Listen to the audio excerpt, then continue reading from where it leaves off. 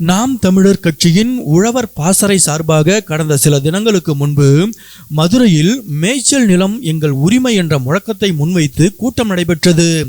ஆயிரக்கணக்கான மாடுகளுக்கு முன்னிலையில் நாம் தமிழர் கட்சியின் தலைமை ஒருங்கிணைப்பாளர் சீமான் பேசினார்.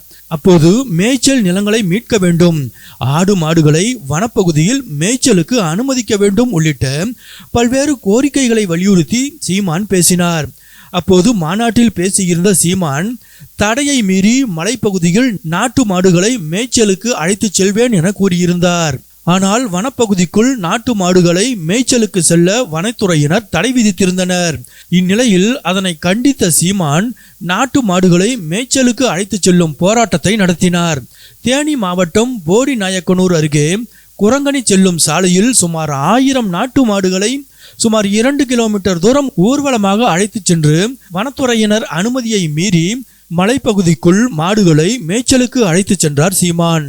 அப்போது வனத்துறையினர் மலை மீது மாடுகளை அழைத்து செல்ல சீமானுக்கு அனுமதி மறுத்தனர். இதனால் வனத்துறையினருக்கும் சீமானுக்கும் இடையே கடும் வாக்குவாதம் ஏற்பட்டது. இதனை அடுத்து தடையை மீறிய சீமான் விவசாயிகளுடன் 1000 நாட்டு மாடுகளை மலை மேல் ஏற்றி மேய்ச்சலுக்கு அழைத்து சென்றார். இதனால் அப்பகுதியில் பெரும் பரபரப்பு ஏற்பட்டது.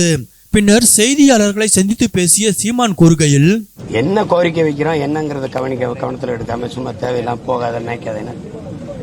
சரி, வனவிலங்கு பாதுகாப்பு பாதுகாக்கப்பட்ட வனப்பகுதின்னு அறிவிச்சிங்க. மாற்று இடம் எங்களுக்கு கொடுத்தீங்களா? இப்ப சொல்றீங்க நம்ம மாற்று இடத்தை உருவாக்கிட்டுல நீங்க தடை போட்டுக்கணும். திடீர்னு வனவிலங்குகள் மேல உங்களுக்கு அக்கறை வருது. எத்தனை ஆயிரம் ஆண்டுகளா நாங்க இந்த மாடுகள் அந்த மலைகள்ல மேய்க்கிறோம், எத்தனை 100 ஆண்டுகளா மேய்க்கிறாங்க எங்க முன்னோர்கள் இருந்து. இது நேற்று இன்னைக்கு செய்யற வேலையாது சொல்லுங்க.